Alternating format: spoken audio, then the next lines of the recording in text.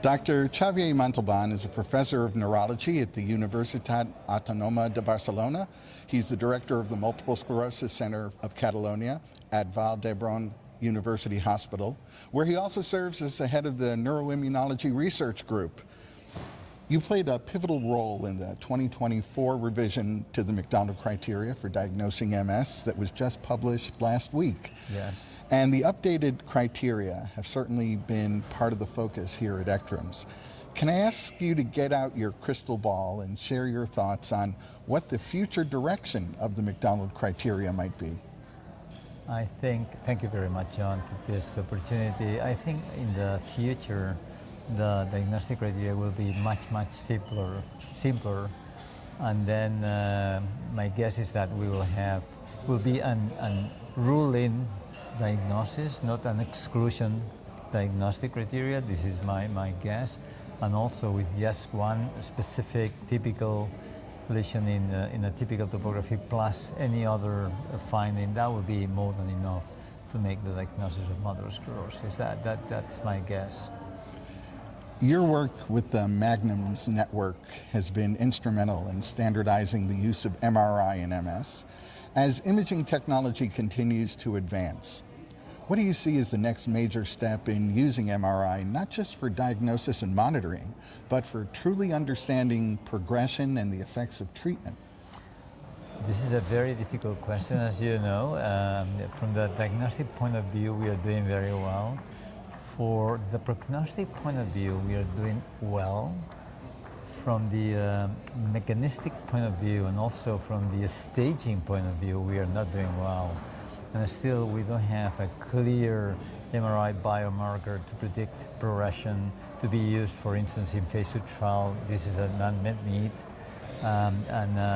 Honestly, I don't know which will be the next steps, that perhaps a combination of MRI measures using perhaps other techniques such as PET scans could be another way of going to that specific objective.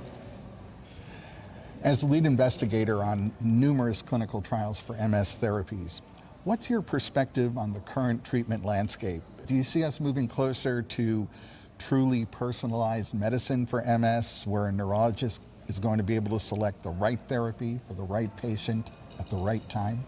I always say that we are doing personalized treatment. What we don't have is precision medicine, right? Like the oncologists have. But we personalize our treatment. If you're a young woman that would like to become pregnant, we use some drugs. You know, many examples for that. So I think still we are far away from precision medicine, but we are very close to personalized medicine, and we have now a number of different medications, and some of them are coming up as well. So hopefully we will have the right drug for most of the patients, not for all of them, unfortunately. There are more presentations at this ECTRIMS meeting than one person could possibly get to.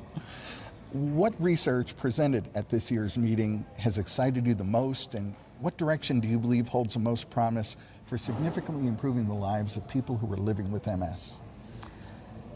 Well, I think the OHAN trial, which is not very exciting because it's an old drug, already old, such ocrelizumab in primary progressive MS, but again, the results are exactly the same as we showed 10 years ago here in Barcelona as well. So I thought that was very reassuring on one hand. On the other hand, as you know very well, all the BTKI trials is showing long-term data.